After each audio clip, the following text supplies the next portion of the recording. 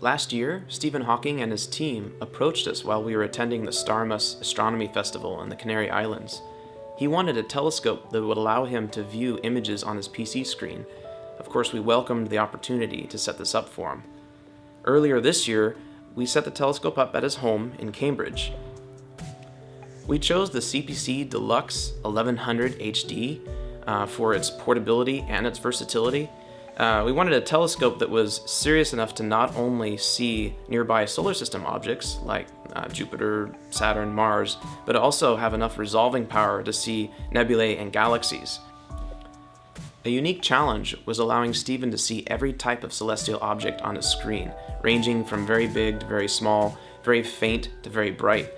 If we were looking through the telescope with an eyepiece, we would simply be able to change the eyepiece to change the magnifying power or the field of view.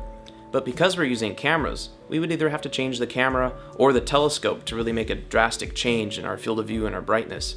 So we've actually outfitted his telescope with two different cameras, one that specializes in live solar system imaging on small bright objects, and one that specializes in deep sky imaging, which would include nebulae and galaxies. One advantage to imaging instead of looking through the eyepiece is we can open the shutter for a longer period of time and see more detail than we would otherwise if we were visually looking through the telescope. Now Stephen's able to see nebulae in color and structure and galaxies with ease.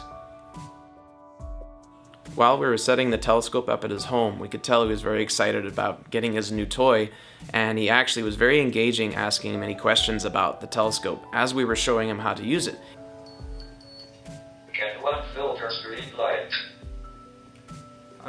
Yes.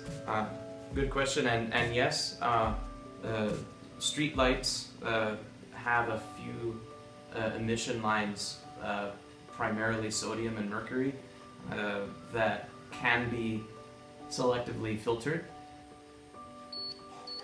What can you see on Mars? All right.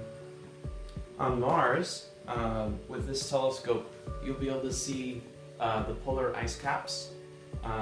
You will also see some dark Maria features on the surface of Mars. Stephen and his assistant, Jonathan, have really taken to the new setup and have been terrific to work with. We very much look forward to their continued enjoyment of this telescope.